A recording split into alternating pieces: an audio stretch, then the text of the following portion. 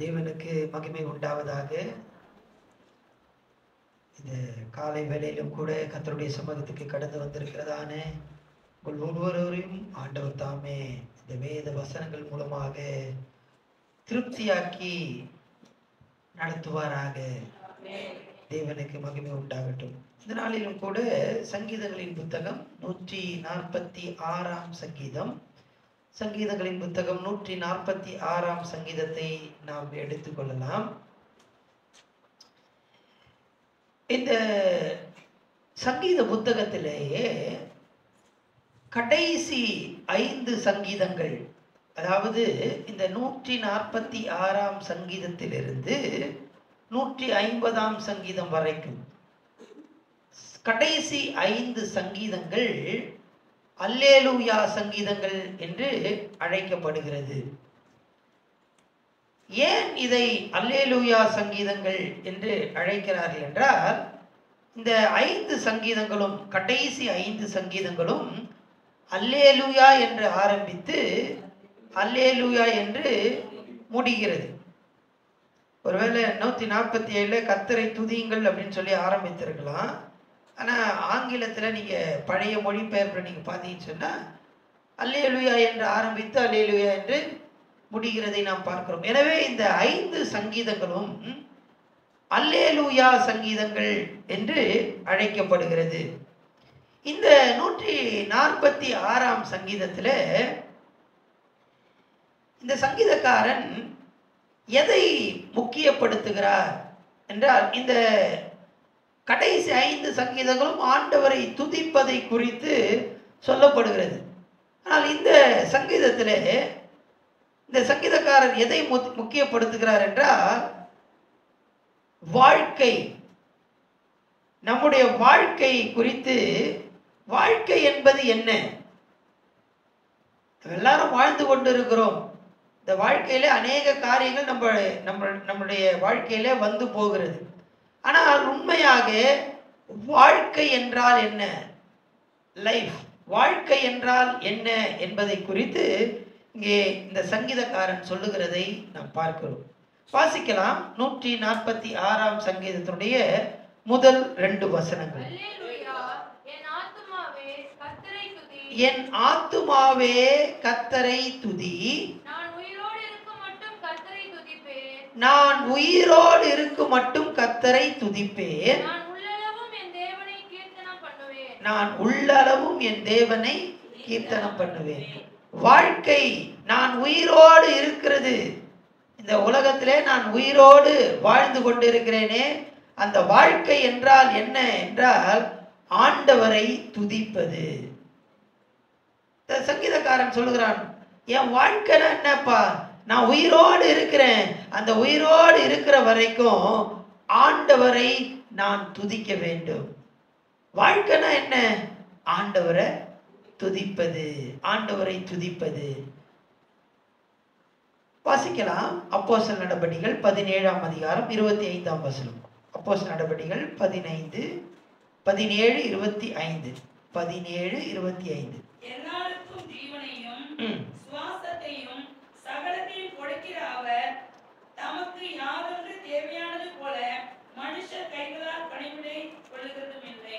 இந்த தேவாதி தேவன் என்ன செய்கிறார் என்றால், எல்லோருக்கும் ஜீவனையும் சுவாசத்தையும் அவர்தான் கொடுக்கிறார். தேவன்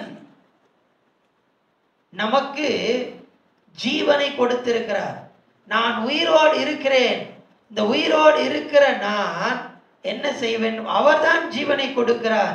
இந்த ஜீவன் என்ன அப்படின்னா, ஆண்டவரை நான் துதிக்க வேண்டும், ஆண்டவரை நான் துதிக்க வேண்டும். எல்லாருக்கும் தெரிஞ்ச வசனம் 150 சங்கீதத்தினுடைய 6 வசனம். 150 சங்கீதத்தினுடைய 6 வசனம், சுவாசமுள்ள யாவரும் கர்த்தரை துதிப்பது. இன்றைக்கு நாம் வாழ்ந்து கொண்டு இருக்கிறோம் என்றால், வாழ்க்கை என்றால் நாம் ஜீவனோடு இருக்கிறோம். வாழ்க்கை என்றால் என்ன? வாழ்க்கை என்பது ஆண்டவரை துதிப்பது அல்லது ஆண்டவரை உயர்த்துவது. 104 சங்கீதத்தினுடைய 33 வசனத்தை வாசிக்கலாம். 104 சங்கீதத்தினுடைய 33 வசனம். நான் உயிரோடு இருக்கும் நான் உயிரோடு இருக்கும் மட்டும் கர்த்தரை பாடுவேன்.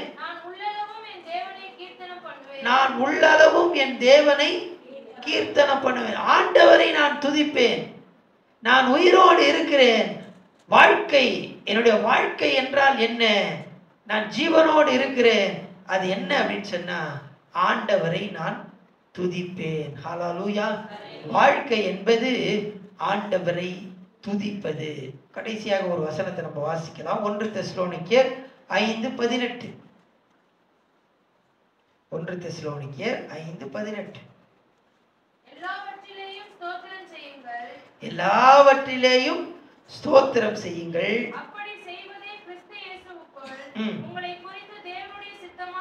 உங்களை குறித்து நீங்க உயிரோடு இருக்கிறீர்களே, நாம் எல்லாம் உயிரோடு இருக்கிறோம்.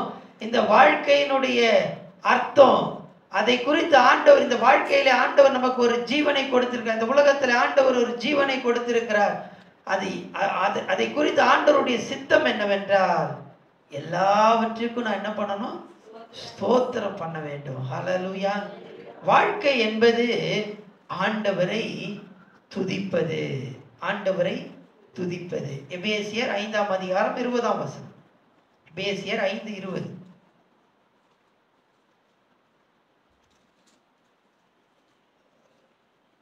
எபேசியர்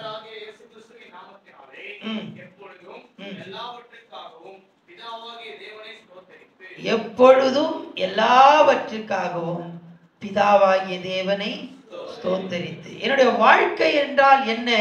என் வாழ்க்கை என்பது ஆண்டவரை துதிப்பது. நான் உயிரோடு இருக்கிறேன். ஆண்டவர் எனக்கு ஜீவனை கொடுத்திருக்கிறார். அதற்கு நான் அதனுடைய அர்த்தம், நான் ஜீவனோடு இருக்கிறேன் என்றால் எதற்காக? ஆண்டவரை துதிப்பதற்காக. ஹல்லேலூயா. அடுத்தபடியாக வாசிக்கலாம். 3ஆம் வசனத்திலிருந்து வாசிக்கலாம். 3லிருந்து 5 வசனங்களை வாசிக்கலாம்.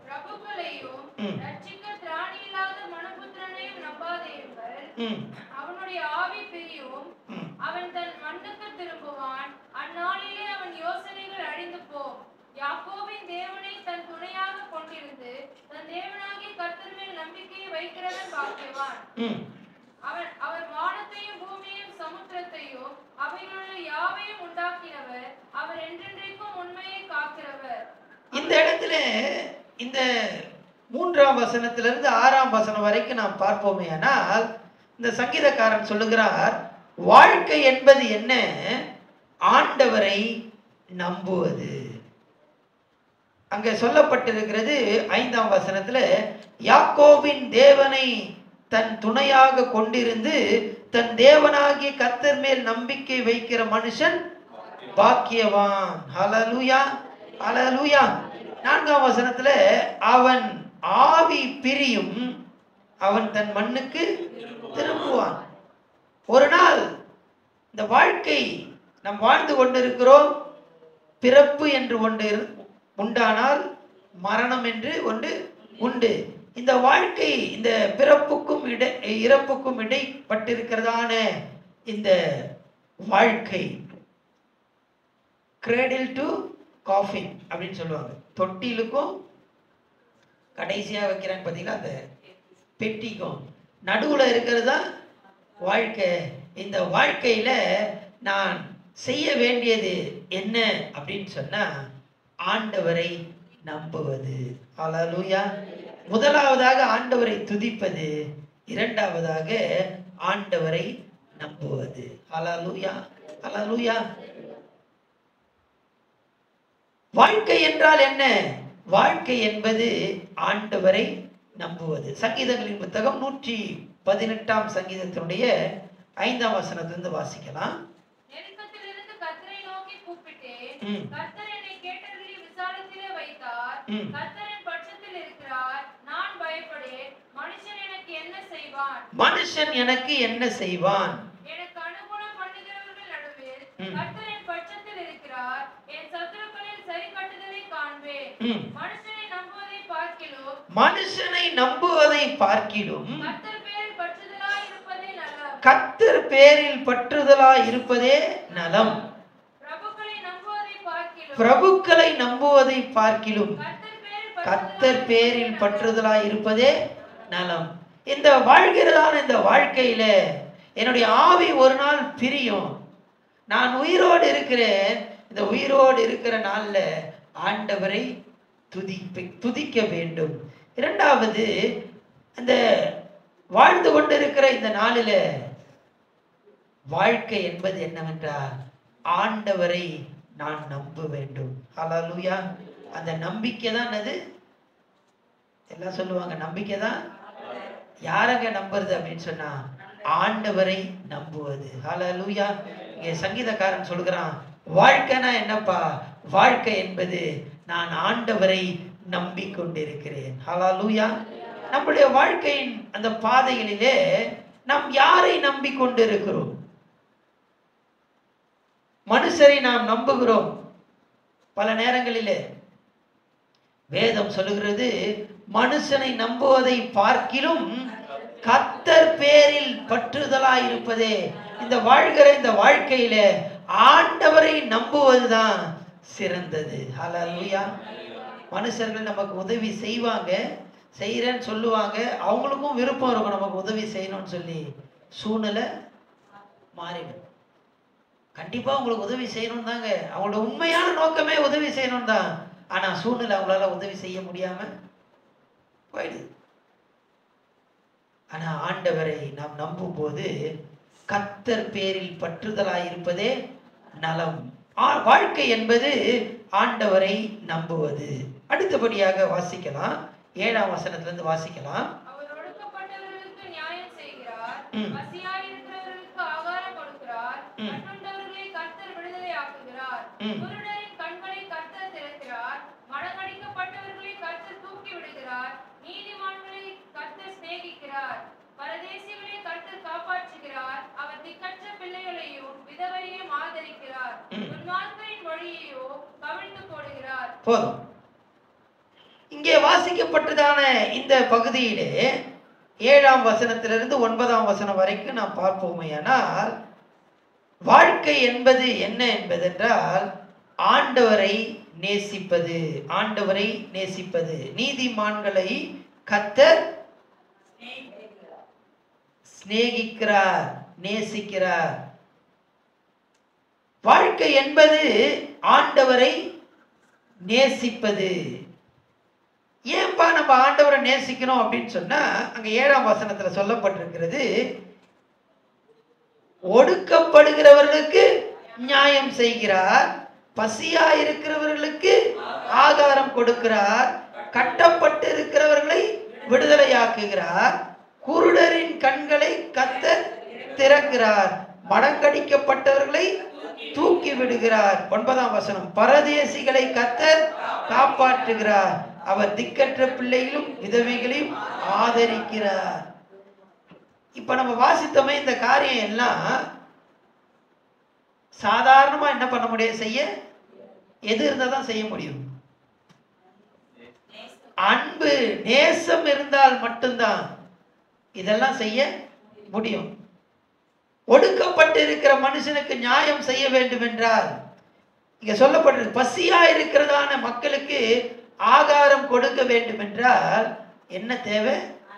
அன்பு. அதனாலதான் ஆண்டவர் சொல்றார், நான் நேசிக்கிறேன்பா. நான் இதெல்லாம் ஏன் செய்யறேன், எல்லாருக்கும் ஏன் இதெல்லாம் செய்யறேன் அப்படின்னு சொன்னா, நான் நேசிக்கிறேன். நான் மக்களை என்ன பண்றேன்? என்னுடைய ஜனங்களை நான் நேசிக்கிறேன், அவர்களை நான் விடுதலையாக்குகிறேன், அவர்களுக்கு ஆகாரத்தை கொடுக்கிறேன், அவர்களை நான் திருப்தியாக்குகிறேன். நான் ஜனங்களை, என் ஜனங்களை நான் நேசிக்கிறேன். வாழ்க்கை என்பது என்னன்னா, நம்ம ஆண்டவர் என்ன பண்ணணும்? நேசிக்கணும். ஹல்லேலூயா, ஹல்லேலூயா. இங்கே ஆண்டவர் நேசிக்கிறார். இந்த வாழ்க்கையில அவருடைய நேசத்தை நாம் அனுபவிக்க வேண்டும். ஹல்லேலூயா, ஹல்லேலூயா. நான் வாழ்ந்து கொண்டிருக்கிறேன், உயிரோடு இருக்கும் அளவும் 4ஆம் வசனத்துல அவனுடைய ஆவி பிரியும். இந்த பிறந்து அவன் மரிக்கிற வரைக்கும், பிறப்பிலிருந்து அவருடைய மரணம் வரைக்கும் அவருடைய வாழ்க்கை என்பது என்னவென்றால் ஆண்டவரை துதிப்பது, ஆண்டவரை நம்புவது, ஆண்டவரை நேசிப்பது. ஹல்லேலூயா. இந்த வாழ்க்கையில நான் ஏன் ஆண்டவரை நேசிக்கணும்னு சொன்னா, அவர் தாங்க எனக்கு எல்லாமே என்ன பண்றாரு, செய்றாரு. திக்கற்ற பிள்ளைகளை அவர் ஆதரிக்கிறார், பரதேசிகளை கர்த்தர் காப்பாற்றுகிறார். இதெல்லாம் அன்பு இல்லைன்னா, ஸ்நேகம் இல்லைன்னா நான் பெற்றுக்கொள்ள முடியாது. ஆண்டவர் நேசிக்கிறார். என்னுடைய வாழ்க்கையில என்னுடைய வாழ்க்கை என்பது என்னவென்றால் ஆண்டவரை நான் நேசிக்க வேண்டும். கடைசியாக வாசிக்கலாம் 10ஆம் வசனம். கர்த்தர் சதா காலங்களிலும் அரசாளுகிறார். சீயோனே, உன் தேவன் தலைமுறை தலைமுறையாகவும் ராஜரீகம் பண்ணுகிறார். தலைமுறை தலைமுறையாக ராஜரீகம் பண்ணுகிறார். இப்போ 10ஆம் வசனத்துல எதை குறித்து சொல்லுது அப்படின்னு சொன்னா, மரணத்துக்கு பிற்பாடு இருக்கிறதான ஒரு வாழ்க்கை. இப்ப ஆண்டவரை நம்ம நேசிக்கணும். முதல்ல ஆண்டவரை துதிக்க வேண்டும், அடுத்தது ஆண்டவரை நம்ப வேண்டும், அடுத்தது ஆண்டவரை நேசிக்க. ஒரு வசனத்தை வாசிங்களேன். எபேசியர் 5:25. எபேசியர் 5. உங்கள் மனைவிகளில் அன்பு கூறுங்கள், அப்படியே கிறிஸ்துவும் சபையில் அன்பு கூர்ந்து. கிறிஸ்து என்ன பண்ணார் அப்படின்னு சொன்னா, அன்பு கூர்ந்தார். என்னுடைய வாழ்க்கை என்பது ஆண்டவரை நேசிப்பது. ஏன்பா நான் ஆண்டவரை நேசிக்கணும்னா, அவர் என் மேல அன்பு கூர்ந்தார், அன்பு கூர்ந்தார். தேவன் என் மேல் அன்பு கூர்ந்திருக்கிறார். ரோமர் 5ஆம் அதிகாரம் 8ஆம் வசனம், எல்லாருக்கும் தெரிஞ்ச வசனம். ரோமர் 5:8.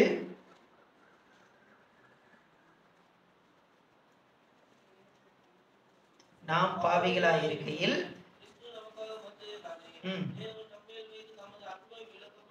அந்த தேவன் அன்பா இருக்கிறார். அவர் எல்லாரையும் ஆதரிக்கிறார், காப்பாற்றுகிறார், திருப்தியாக்குகிறார், இதெல்லாம் செய்யறாரு. எதனால அப்படின்னு சொன்னா, தேவன் அன்புள்ளவராய் இருக்கிறார். நாம் பாவிகளாய் இருக்கையில் தேவன் அவருடைய அன்பை நமக்கு வெளிப்படுத்தி காண்பித்தார். அவர் அன்புள்ள ஒரு தேவன். வாழ்க்கை என்பது நான் ஆண்டவரை நேசிக்க வேண்டும். இப்ப இந்த வாழ்க்கையில ஆண்டவரெல்லாம் நேசிக்கிறோம். இந்த வாழ்க்கைக்கு நம்ம இந்த உலகத்துல வாழ்கிற வாழ்க்கைக்கு ஒரு முடிவு உண்டு. அதற்கு பிற்பாடு இருக்கிற வாழ்க்கையை தான் 10ஆம் வசனத்துல பார்க்கிறோம். என்ன அப்படின்னு சொன்னா, ஒரு நாள் வரும், அன்றைக்கு சதா காலமும் அரசாளுகிறார். கர்த்தர் சதா காலங்களிலும் அரசாளுகிறார். சீயோனே, உன் தேவன் தலைமுறை தலைமுறையாக ராஜரீகம் பண்ணுகிறார். ஒரு நாள் வரும், அன்றைக்கு நம்ம எல்லாரும் ஆண்டவரோடு ஆட்சி பண்ணுவோம். ஹல்லேலூயா. எத்தனை பேர் நம்புறீங்க? ஹல்லேலூயா. இந்த உலகத்துல வாழ்கிற வாழ்க்கை இதோடு முடிகிறது அல்ல. கிறிஸ்தவர்களாகிய நமக்கு ஒரு நம்பிக்கை உண்டு. இயேசுவானவர் மரித்து திரும்பவும் அவர் உயிர்த்தெழுந்தது போல ஒரு நாள் வரும், அன்றைக்கு மரித்தவர்கள் எல்லாம் உயிரோடு, கிறிஸ்துவுக்குள் மரித்தவர்கள் முதலாவது எழுந்திருப்பார்கள். பின்பு உயிரோடு இருக்கிற நாம் எல்லாரும் ஆண்டவருக்கு எதிர்கொண்டு போக நாம் எல்லாம் மறுரூபம் ஆகுவோம். அப்படி மறுரூபமாகி மரித்தவர்களாம், கிறிஸ்துவுக்குள் மரித்தவர்களாம் எழுந்து என்னப்பா பண்ணுவாங்க அப்படின்னு சொன்னா, ஆட்டுக்குட்டியானவருடைய கல்யாண விருந்து நடக்கும். அதற்கு பிற்பாடு 1000 வருடம் அரசாட்சி நடக்கும். அந்த அரசாட்சியில நம்ம எல்லாரும் அரசாளுவோம். ஹல்லேலூயா, ஹல்லேலூயா. ரெயின், அரசாளுவோம், ஆட்சி பண்ணுவோம், ஆளுகை செய்வோம். எல்லாம் சொல்லலாமா? ஆளுகை செய்வோம். நமக்கு எல்லாருக்கும் மற்றவங்களை ஆளுகை செய்யணும்னா ரொம்ப, ஆமா, எல்லாருக்கும் ரொம்ப ஆசை. நம்ம 1000 வருடம் ஆண்டவரோடு கூட இருந்து நம்ம எல்லாரும் ஆட்சி பண்ணுவோம். ஹல்லேலூயா, ஹல்லேலூயா. இந்த உலகத்தோடு வாழ்கிறது இந்த உலகத்தோடு முடிகிற காரியம் அல்ல. நாம் ஆண்டவரோடு நித்தியமாக வாழுவோம். அந்த 1000 வருஷ அரசாட்சியிலே நாம் எல்லாம் ஆளுகை செய்வோம். ஹல்லேலூயா. என்னுடைய வாழ்க்கை என்பது என்னவென்றால் நான் ஆளுகை செய்வேன். பாருங்க, அங்க 1000 வருஷ அரசாட்சியில ஆளுகை செய்யணும் அப்படின்னு சொன்னா, இப்ப இந்த வாழ்கிறதான இந்த வாழ்க்கையில நம்ம சில காரியத்தை என்ன பண்ணணும்? ஆளுகை செய்யணும்.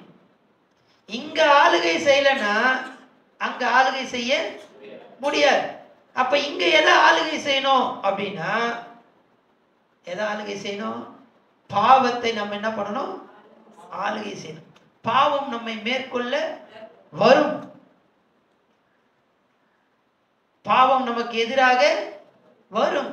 இந்த பாவத்தை நம்ம ஒவ்வொரு நாளும் மேற்கொண்டு பாவத்தை நாம் ஆளுகை செய்யும் போது ஒரு நாள் வரும், அந்த வாழ்க்கை என்பது இந்த உலகத்திலே முடிவடையும்.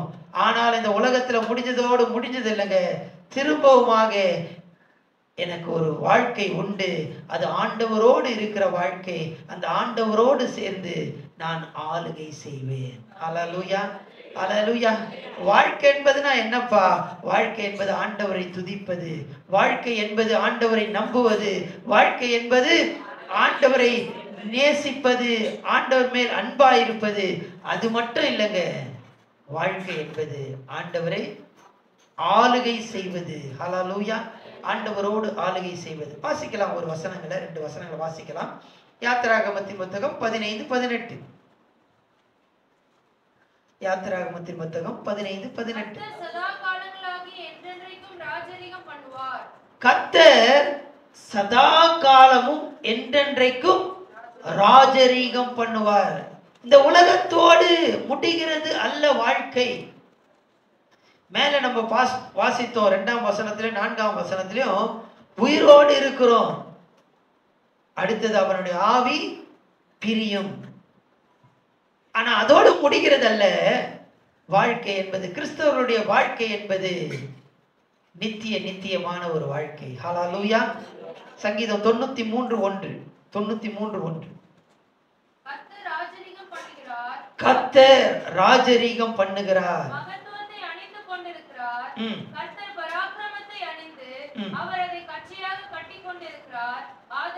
ஆதலால் பூச்சக்கரம் அசையாதபடிக்கு நிலை பெற்றிருக்கும். உமது சிங்காசனம் பூர்வம் முதல் உறுதியானது. நீர் அனாதியாய் இருக்கிறீர். அவருடைய ராஜ்யம், அவர் என்றென்றைக்கும் உள்ள தேவன். அவர் ஒரு ராஜ்யத்தை வைத்திருக்கிறார். அந்த ராஜ்யம் அழிவில்லாதது, முடிவில்லாதது. அந்த ராஜ்யத்திலே நான் ஆண்டவரோடு இருந்து என்ன செய்வேன்? ஆளுகை செய்வேன். ஹல்லேலூயா, ஹல்லேலூயா. ஆண்டவருடைய ராஜ்யத்துல நான் இருந்து ஆளுகை நான் செய்வேன். அப்படி நான் ஆளுகை செய்யணும் அப்படின்னு சொன்னா, இந்த உலகத்துல நான் ஆளுகை செய்யணும் வாழ்கிறதான நாட்கள்ல. அதை ஆளுகை செய்யாம இந்த உலகத்தின் வாழ்க்கைக்கு பிற்பாடு நம்மால் ஆளுகை செய்ய முடியாது. வாசிக்கலாம். ரோமருக்கு எழுதின நிருபம் 5ஆம் அதிகாரம் 21ஆம் வசனம். ரோமர் 5:21. பாவம் மரணத்துக்கு ஏதுவாக ஆண்டு கொண்டது போல கிருபையானது நம்முடைய கர்த்தராகிய இயேசு கிறிஸ்துவின் மூலமாய் நீதியினாலே நித்திய ஜீவனுக்கு ஏதுவாக ஆண்டு கொண்டது. இந்த பாவத்தை நாம் ஆண்டு கொள்ளும் போது மட்டுமே அந்த நித்திய ஜீவனை நாம் பெற்றுக்கொண்டு நாம் மகிமையிலே ஆளுவோம். ஹல்லேலூயா, ஹல்லேலூயா. இங்க நான் பாவத்தை ஆளுகை செய்ய மாட்டேன்ப்பா. பாவம் நம்மை மேற்கொள்ள வரும். இந்த பாவமான உலகத்திலே நாம் வாழ்ந்து கொண்டு இருக்கிறோம். இப்படிப்பட்ட நேரத்துல இந்த உலகத்துல நாம் பாவத்தை மேற்கொள்ள வேண்டும். இப்படி மேற்கொள்ளும் போதுதான் அதை நம்ம ஆளுகை செய்யும் போது ஒரு நாள் நாம் ஆண்டவரோடு ஆளுகை செய்வோம். அப்படி என்றால் இந்த உலகத்தில் நாம் வாழும்போது பாவத்தை மேற்கொண்டு ஆண்டவருக்கு மகிமையான ஒரு வாழ்க்கையை நாம் வாழ வேண்டும். அப்படி ஆண்டவருக்கு நாம் மகிமையான வாழ்க்கையை நாம் வாழும்போது ஒரு நாள் வரும், அன்றைக்கு ஆண்டவரோடு நான் அரசாளுவேன். ஹல்லேலூயா. வாழ்க்கை என்பது என்ன? வாழ்க்கை என்பது ஆண்டவரை துதிப்பது. வாழ்க்கை என்பது ஆண்டவரை நம்புவது. வாழ்க்கை என்பது ஆண்டவரை நேசிப்பது. வாழ்க்கை என்பது இந்த உலகத்துல நான் ஆளுகை செய்ய வேண்டும், இதற்கு பிற்பாடும் என்னோட வாழ்க்கை இருக்கிறது. அப்போது நான் ஆண்டவரோடு கூட சேர்ந்து அவருடைய ராஜ்யத்திலே அவரோடு ஆளுகை செய்வேன். ஹல்லேலூயா, ஹல்லேலூயா. கண்களை மூடி நம் கர்த்தரை நோக்கி நம்ம பார்க்கலாம்.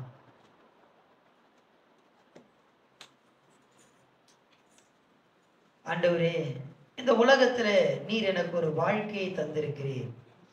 இந்த வாழ்க்கை எப்படிப்பட்டது? இந்த வாழ்க்கையை நான் எப்படி வாழ்ந்து கொண்டு இருக்கிறேன்? ஆண்டவரே, வாழ்க்கை என்பது உம்மை துதிப்பது மாத்திரமே ஆண்டவரே. ஹல்லேலூயா. வாழ்க்கை என்பது உம்மை நம்புவது. நீர் எங்களுக்கு ஒரு வாழ்க்கையை தந்திருக்கிறீங்க. அதனுடைய பொருளை நாங்கள் உணர்ந்து கொள்ள நீங்க கிருபை தந்தீங்களப்பா. ஸ்தோத்திரம். இந்த உலகத்துல இதோடு முடிகிறது அல்லப்பா. இந்த வாழ்க்கை நித்தியம் வரைக்கும் எங்களை கொண்டு செல்கிறதா இருக்கிறபடினாலே, நித்தியம் வரைக்கும் எங்களுக்கு வாழ்க்கை என்பது ஒன்று இருக்கிறதுக்காக ஸ்தோத்திரம் ஆண்டவரே. ஸ்தோத்திரம் அப்பா, ஸ்தோத்திரம் அப்பா, ஸ்தோத்திரம் அப்பா. ஹல்லேலூயா, ஹல்லேலூயா. அதிலே நாங்கள் அரசால சித்தம் கொண்டு இருக்கிற தயவுக்காக ஸ்தோத்திரம் அப்பா. நாங்கள் இந்த வாழ்கிற இந்த வாழ்க்கையிலே பாவத்தை ஜெயித்து உமக்கு மகிமையாக வாழ்கிறதான ஒரு வாழ்க்கையை கர்த்தர் நீர் கட்டளையிட முடியாது கேட்கிறோமே ராஜா. ஸ்தோத்திரம், ஸ்தோத்திரம், ஸ்தோத்திரம், ஸ்தோத்திரம், ஸ்தோத்திரம், ஸ்தோத்திரம், ஸ்தோத்திரம் அப்பா. பரலோக பிதாவே மை துதிக்கிறோம் ஆண்டவரே. ஆண்டவரே, நீர் எங்களுக்கு ஒரு மேலான ஒரு வாழ்க்கையை நீர் தந்திருக்கிறீர். அதை நாங்கள் அறிந்து கொள்ள நீர் எங்களுக்கு கிருபை பாராட்டின தயவுக்காக ஸ்தோத்திரம் அப்பா. நாங்கள் ஒவ்வொரு நாளும் எல்லா நேரத்திலும் பாவத்தை நாங்கள் ஜெயித்து அதை ஆளுகை செய்கிறதான ஒரு வாழ்க்கையை கர்த்தர் நீர் கட்டளையிட முடியாது கேட்கிறோம். அப்படி ஆளுகை செய்து உங்க நாமத்தை நீர் மகிமைப்படுத்தும் போது ஆண்டவரே, இந்த உலகத்துல மாத்திரமல்லப்பா ஆண்டவரே, அந்த 1000 வருஷ அரசாட்சியிலே நாங்கள் உம்மோடு கூட உடைய ராஜ்யத்திலே நாங்கள் அரசாளுவோமே அப்பா. ஹல்லேலூயா, ஹல்லேலூயா. ஸ்தோத்திரம் அப்பா, ஸ்தோத்திரம் அப்பா, ஸ்தோத்திரம் ஆண்டவரே. இந்த மேலான நம்பிக்கைக்காக ஸ்தோத்திரம் ஆண்டவரே. துதிக்கிறோம், துதிக்கிறோம், துதிக்கிறோம் அப்பா. ஸ்தோத்திரம். தேவ ஜனத்தை ஆசீர்வதியும். விசேஷமாக ஆண்டவரே, இந்த நாளிலே யார் யார் என்னென்ன காரியங்களை செய்ய வேண்டும் என்று திட்டமிட்டு இருக்கிறார்களோ ஆண்டவரே, அவருடைய திட்டங்களிலே ஆண்டவரே தேவ கரம் கூட இருந்து அவர்களை வழி நடத்த முடியாது கேட்கிறோம் அப்பா. ஸ்தோத்திரம் அப்பா. உம்முடைய முகத்தின் வெளிச்சத்தை அவர்கள் மேலே ஆண்டவரே பிரகாசிக்க பண்ணி ஆண்டவருடைய கிருபையை கட்டளையிட்டு உடைய சமாதானத்தை கட்டளையிட்டு ஆண்டவரே நீர் ஆண்டவரே அவர்களை ஆளுகை செய்தருளும்படியாய் கேட்கிறோம் அப்பா. ஸ்தோத்திரம் அப்பா. நீர் அவர்களை நடத்தும்படியாய் கேட்கிறோமே ராஜா. ஸ்தோத்திரம், ஸ்தோத்திரம், ஸ்தோத்திரம் அப்பா. ஆசீர்வதியும், கிருபைக்குள்ளாக போடும். எல்லா துதி கன மகிமை உமக்கே நாங்கள் செலுத்துகிறோம். இரட்சகர் மீட்பர் இயேசுவின் மூலம் ஜெபம் கேளும் பிதாவே. ஆமென், ஆமென், ஆமென். Praise the Lord, praise the Lord. God bless you.